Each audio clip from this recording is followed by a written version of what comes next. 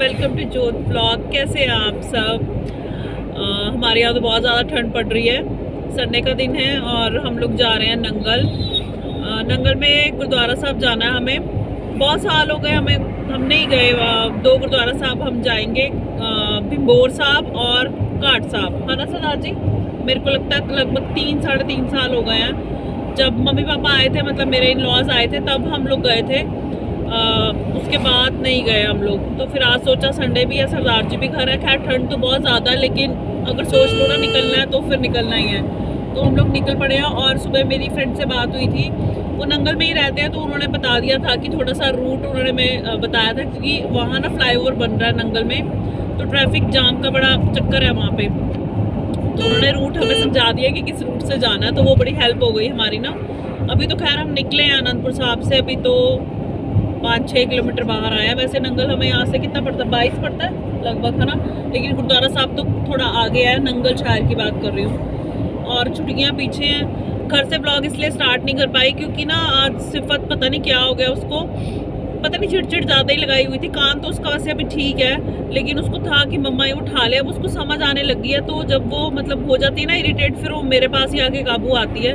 तो उसको था मेरे को गोदी में ही ले ही रखो। कुछ ठंड भी है ना, इस वजह से भी। और निकलते निकलते हमें 12 साढ़े 12 हो गए मुझे लगता है ना। और बाहर मौसम देख के बिल्कुल भी नहीं लग रहा है, ऐसे लग रहा है 8:30-9 बजे का टाइम है, क्योंकि धूप नहीं निकली बिल्कुल भी।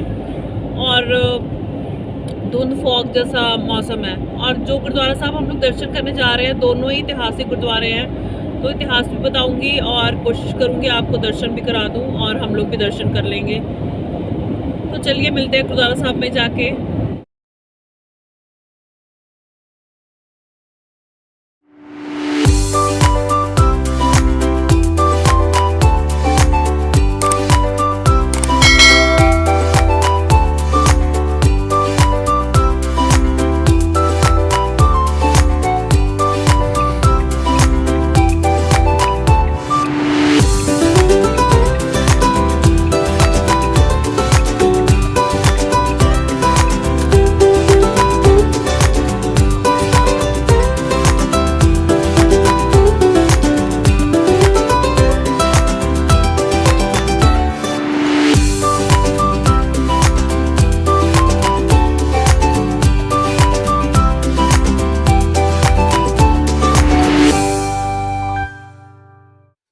हम लोग यहाँ पे पहुँच गए हैं गुरुद्वारा भिंबोर साहब। और आज संगत काफ़ी थी क्योंकि संडे था ना, इस वजह से ऑफ होता सबका, तो लोग निकल पड़ते हैं दर्शन करने के लिए।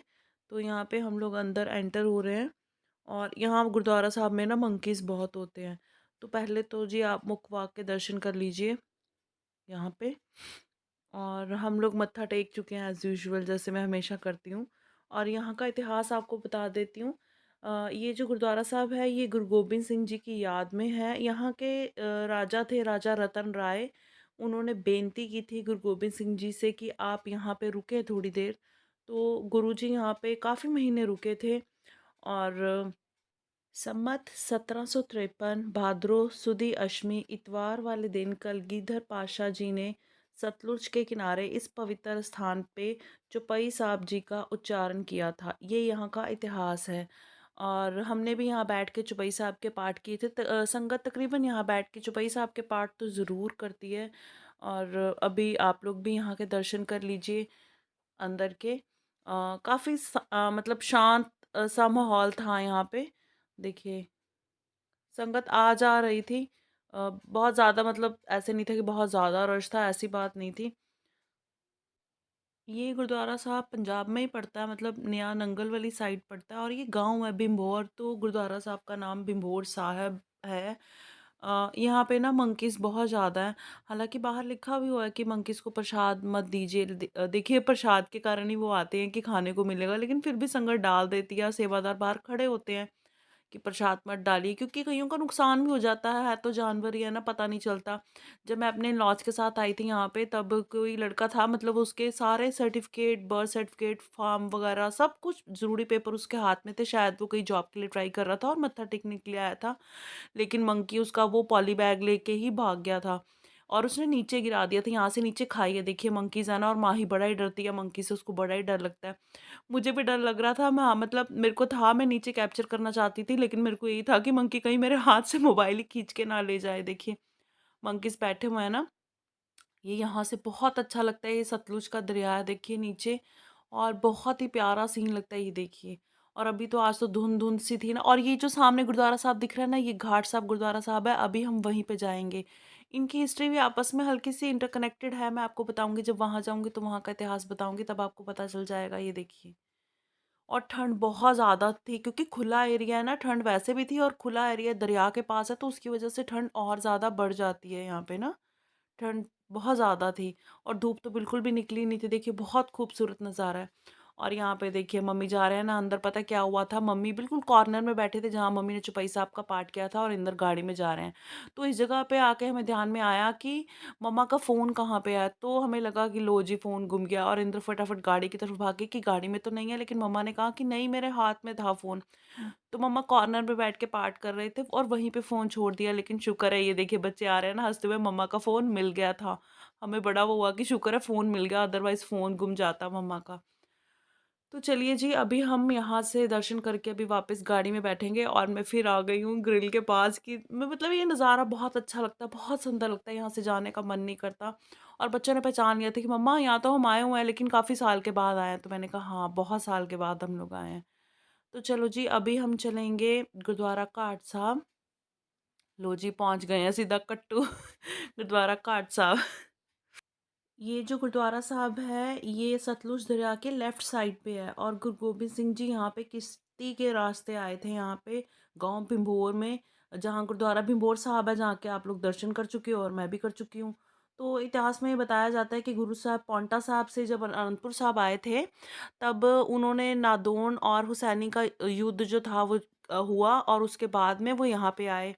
तो यहाँ पे घाट होता था उस टाइम पे, और गुरुजी इस दरिया पे, मतलब आने की सूचना मिली कि गुरुजी आ रहे हैं, तो जितने भी मल्लाह थे, मल्लाह मतलब जो किश्ती चलाते हैं वो, उन्होंने अपनी-अपनी किश्तियाँ सारी सजा ली, डेकोरेट कर ली। और जब गुरु साहब आए तो मतलब सारी किश्तियाँ डेकोरेट थी, लेकिन एक जो मल्लाह था, सैदा मल्लाह जिसे कहा जाता है, उसके वो बहुत मतलब गरीब था, उसकी किश्ती जो है वो डेकोरेट नहीं हुई हुई थी अच्छे से, टूटी-फूटी थी। तो सब जो मल्लाह थे, सबको ये था कि हमारी ज़्यादा डेकोरेटिव है, तो गुरुजी हमारे वाले में बैठेंगे। तो जब गुरुजी आए और उन्होंने सबसे पूछा कि ये किश्ती किसकी है, ये किश्ती किसकी है, तो जिस-जिसकी थी उन्होंने बोला कि ये हमारी है, ये हमारी है। सबने बहुत एफर्ट्स किए थे कि अच्छा सजाएँ, अच्छा डेकोरेट करें। तो जब सैदा मल्लाह से पूछा, उसकी किश्ती टूटी हुई थी, उससे पूछा कि ये किश्ती किसकी है, तो उसने बोला ये किश्ती, हाथ जोड़ के बोला गुरु साहब जी को, ये किश्ती आपकी है। तो उसकी निमरता देख के गुरु साहब बहुत खुश हुए, और उसी की किश्ती में उन्होंने, यहाँ से घाट साहब से भंभोर साहब जिस जाना था, दरिया पार करना था, तो उसी की किश्ती में गए। तो उसके बाद गुरु साहब उनको मतलब सोने की मोहरें देना चाहते थे, तो उन्होंने हाथ जोड़ के कहा कि मुझे ये नहीं चाहिए, आपका और मेरा काम एक ही है। मैं तो लोगों को दरिया पार कराता हूँ, लेकिन आप इस भवसागर रूपी जग से तारने वाले हैं। आप बस मुझे भवसागर रूपी जग से तार दो। तो उसकी निमरता को देखते हुए गुरुजी बहुत प्रसन्न हुए और उसको वरदान दिया कि सैद्या, तू ताकि तेरियां 21 कुला तरन गिया। मतलब कहते हुए ना मेरी रोंगटे मेरे खड़े हो रहे हैं कि इतनी निमरता और इतना प्यार। तो गुरु गोबिंद सिंह जी की याद में यहाँ बनाया गया ये गुरुद्वारा साहब, गुरुद्वारा घाट साहब। ये दरिया, सतलुज दरिया की लेफ़्ट साइड है और पंभोर साहब राइट साइड है।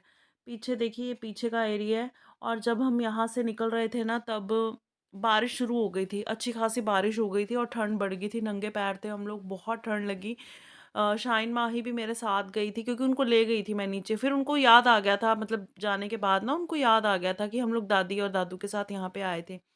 पीछे यहाँ इस तरफ घाट है, नीचे दरिया मतलब, और यहाँ ये पार्क है, और उनको याद आ गया था कि यहाँ हम पार्क में बैठे थे, और ये जो आम का पेड़ दिखा रही हूँ, जब हम आए थे ना तब ये छोटा सा था, अब कितना बड़ा हो गया क्योंकि हम बहुत देर के बाद आए हैं यहाँ पे ना। और ये देखिए यहाँ पे ना ये छोटा सा पार्क बना हुआ है, और यकीन जानिए इस टाइम पे ना बारिश हो रही थी, कहने को तो रिमझिम बारिश लग रही थी, लेकिन ठंड की वजह से ना वो भी बर्दाश्त नहीं हो रही थी, पैर ना सुन्न हो गए थे मेरे। और यहाँ पे पहले तो मेरे साथ सिर्फ शाइन आई थी, फिर मैंने शाइन को बोला कि माही को भी ले आया, क्योंकि फिर उसने तो मेरे से नाराज़ हो जाना था कि मम्मा आप शाइन को ले गए, दीदी को ले गए, वो दीदी बोलती है, और मुझे नहीं लेके गई। और मौसम की वजह से ना बगिया थोड़ी ऐसे सूखी-सूखी सी लग रही है ना, ये आड़ू का पेड़ है यहाँ पे, फल के भी पौधे लगे हुए हैं, काफ़ी पेड़ लगा हुआ है। यहाँ से मैं जब हम पहले आए थे तब हमने यहीं से दर्शन किए थे और यहीं से शायद सीढ़ियाँ भी थी, अब मुझे याद भी नहीं है। लेकिन अभी इन्होंने अलग से रास्ता बना दिया घाट तक जाने का, मैं वो भी आपको बाद में दिखाऊँगी। ये देखिए नीचे ना जैसे खाई टाइप है। ये देखिए और पेड़ लगे हुए हैं काफ़ी और नीचे पानी है, मतलब दरिया है, ऑफ कोर्स पानी तो होगा ही, दरिया है तो। तो यहाँ से मैं आपको दिखाने की कोशिश कर रही हूँ। मौसम की वजह से ना धुंध-धुंध सी है ना, तो पहाड़, पानी कुछ समझ में नहीं आ रहा है। ये देखिए यहाँ से। इस टाइम पे मुझे नहीं पता था नीचे वाला एरिया भी बन चुका है। बता रही हूँ ना बहुत देर के बाद आए थे, तो मैं यहीं से कैप्चर करने की कोशिश कर रही थी। हालाँकि जो प्रसाद दे रहे थे उन्होंने मुझे कहा भी था कि आप जूते पहन लो और आप नीचे घाट की तरफ, सीढ़ियों की तरफ से चले जाना। लेकिन मैंने गौरा नहीं उनकी बात को, मेरे को समझ में नहीं आई बात ना। ये देखिए ऑरेंज लगे हुए हैं यहाँ पे और ये पेड़ तो लगा हुआ है नीचे खाई में और ये ऊपर तक आए हुए हैं। ये देखो, है तो छोटे-छोटे थे लेकिन भरा हुआ पेड़। फल के काफ़ी पेड़ हैं यहाँ पे। तो फिर मेरे को बाद में जब यहाँ पे मैं खड़ी थी ना ये ऑरेंज वाले पेड़ के पास, तब मुझे दिखा नीचे कि अरे नीचे तो स्टेयर्स भी हैं। तो यहाँ पे देखिए सरदार जी भी आ गए हैं और ना कैमरा बहुत ज़्यादा हिल रहा है, पता क्यों, बारिश हो रही थी ना, तो मैं प्रॉपर कैप्चर नहीं कर पाई हूँ, इसके लिए माफ़ी चाहती हूँ। और इतिहास बताते हुए भी अगर मुझसे कोई भी गलती हुई है ना, तो मैं हाथ जोड़ के आपसे माफ़ी माँगती हूँ। सिर्फ़ मैं कोशिश करती हूँ कि अगर हम लोग दर्शन करने जा रहे हैं तो जो संगत घर पे बैठी है, अगर वाहिगुरु ने मेरे को एक ज़रिया बनाया है तो मैं कोशिश करूँ कि मैं आपको दर्शन करवा सकूँ। क्योंकि ये वाले एरिया के गुरुद्वारा साहब बहुत सारे लोग होंगे जिन्होंने दर्शन नहीं किए। ये देखिए ये सब स्टेयर्स हैं और नीचे जाते हैं और बच्चे की तो लग गई थी मौजें और सीढ़ियाँ गीली थी। हम लोग बोल ही जा रहे थे कि बेटा गिर मत जाना ध्यान से, लेकिन बच्चे कहाँ सुनते हैं। और ये स्टेयर्स भी ना काफ़ी बड़ी-बड़ी सी स्टेयर्स थी, मतलब एकदम से चलने वाली स्टेयर्स नहीं थी। ये देखिए नीचे जाके आप घाट के भी मतलब दर्शन कर सकते हैं, तो सतलुज दरिया है ये देखिए। और यहाँ पे ना वो क्या बत्तख होते हैं, क्या होते हैं, क्या बोलते हैं उनको, वो बहुत थे यहाँ पे। और पता है हमने क्या कह के बच्चों को डरा के मुँह पर लेके आए थे। मैंने उनको कहा मैंने उनको कहा कि यहाँ पे, उन्होंने मुझसे पूछा यहाँ पे फिश भी होती है? मैंने कहा हाँ, ऑफ कोर्स होती हैं, फिश बहुत होती हैं यहाँ पे। तो उन्होंने कहा और क्या-क्या होता है? तो मैंने कहा यहाँ पे क्रोकोडाइल भी होता है। तो माही का तो रंग ही उड़ गया था, वो डर गई थी कि चलो मम्मा चले, क्योंकि वो आना ही नहीं चाह रही थी और मम्मी के पास दोनों ही छुटकियाँ थी। काफ़ी देर हो गई थी, ठंड भी बहुत ज़्यादा थी, हल्की-हल्की बारिश भी हो रही थी, हमें था बीमार हो जाएँगे बच्चे। लेकिन बच्चों को तो ये होता है ना, बड़ी मुश्किल से घर से निकले हैं, कैसे वापस जाएँ? देखिए सीन कितना प्यारा है ना? तो देखिए यहाँ पे फिर और मेरा साथ इंदर ने दिया था। इंदर ने कहा हाँ, हाँ, मैंने तो देखा भी था। तब बच्चों ने कहा नहीं चलो-चलो वापस चलते हैं, तब हम यहाँ से निकले थे। देखिए वापस जा रहे हैं ना? तो तब हम बच्चों को लेके यहाँ से निकले थे, अदरवाइज़ ये तो यहाँ से आना ही नहीं चाह रही थी। इनको था कि थोड़ी देर और रुकेंगे, ये देखिए। थोड़ी देर और, ऐसा ही चल रहा था इनका। अच्छा जी, अभी हम गुरुद्वारा हॉल में वापस आ गए हैं और सिफ़त और सिदक देखो, उनको ना शाहीन माही ने यहाँ पे कर दिया था और वो कैसे मत्था टेक रही है ना, ये भी एक मेमोरी रह जाएगी उनकी। और वो बड़ी खुश थी, इधर-उधर देख रही थी। जब भी गुरुद्वारा साहब आती हैं ना, ये बड़ी खुश होती हैं, बड़े ध्यान से इधर-उधर देखती रहती हैं। और ये देखिए माही कितनी खुश हो रही है ना, तो हमने थोड़ी देर इनको यहाँ पे छोड़ दिया था और मत्था टेक रहे हैं और अभी हम चल रहे हैं वापस। और हमारा एक्चुअली यहाँ से निकलते-निकलते प्लान बन गया था भाखड़ा डैम जाने का, और मैं मना कर रही थी क्योंकि शाम शाम तो नहीं हुई थी, लगभग ढाई 3 बजे का टाइम था। चलो सर्दी में शाम काफ़ी नज़दीक हो जाती है इस टाइम के, और बारिश भी होने लग गई थी ना, तो मैं इंदर को मना कर रही थी कि छुटकियाँ भी हैं साथ में, ठंड है, ऐसे ही ना वो बीमार हो जाएँ, ठंड लग जाए उनको।